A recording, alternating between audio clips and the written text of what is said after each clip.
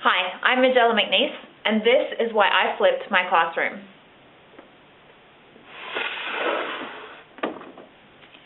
As a teacher, I believe that it's my responsibility to do absolutely everything in my power to ensure the success and growth of each individual student. Ultimately, that's why I flipped my classroom. So how does flipping my classroom ensure the success and growth of each individual student? Well, they're engaged in the learning process. They're motivated and excited to learn.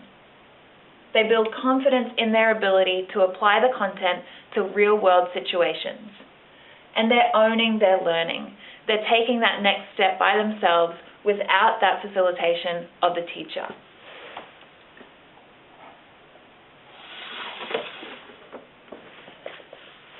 So before flipping my classroom, my classes would look like this. In a 1-hour class, I would spend 5 to 10 minutes recapping homework, 20 to 30 minutes presenting the content, and then the last 15 or 20 minutes of the class would be spent on student application of that content. And that's in an ideal world. But often it would be the case of the first 10 to 20 minutes being spent recapping homework.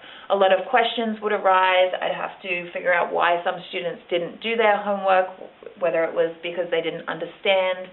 And so that would take a lot longer than anticipated. The next 30 to 40 minutes would be spent on presenting the content, because there'd be times where I'd have to repeat myself with different students because they wouldn't understand, and they couldn't move to the application of that content without first understanding the content. And that would leave very little or no time for student application of work in the classroom. And so often student application would be left for homework, and they'd take it home and wouldn't have me there to facilitate their learning or to ask questions of me.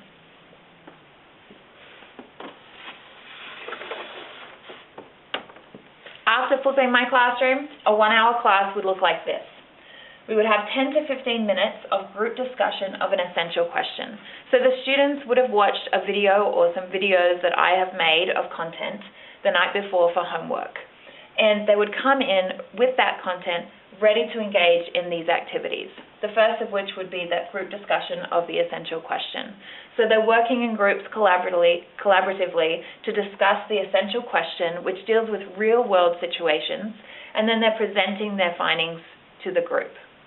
The next 45 minutes would be spent on application, student application of the content. So it would involve differentiated learning where students are grouped homogeneously according to the level that they're at. And that would be based on a formative assessment that I would have taken based on their understanding of the content presented in the videos that I've asked them to watch.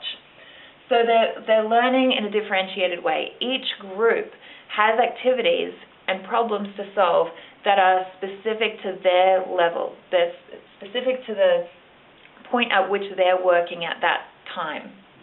So they're working collaboratively in groups of 3 or 4 students. They're working together. They've each got different roles to ensure that they're staying on task and getting the work done in the time that's been allocated. And they're also working to publish their work. So their work has a purpose. It's not for the purpose of just filling out a worksheet, but it actually has a purpose. And they get to view their published work and share their published work with their family and friends.